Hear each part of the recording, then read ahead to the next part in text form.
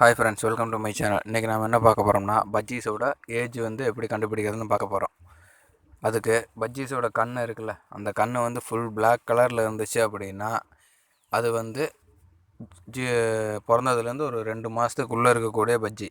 2 மாதத்துக்கு மேலே ஆகிற பஜ்ஜியில் பார்த்திங்கன்னா அந்த பிளாக் கலர் ஐயில் ஓரத்தில் பார்த்திங்கன்னா ப்ரௌன் கலர் ரிங்கு வர ஆரம்பிக்கும். அப்போ பார்த்திங்கன்னா 2 மாதத்துக்கு மேலே ஆகிருக்கும். அப்போ 2 மாதத்துலேருந்து ஒரு 4 to 5 months வரைக்கும் அந்த மாதிரி ப்ரௌன் கலர் ரிங் இருக்கும்.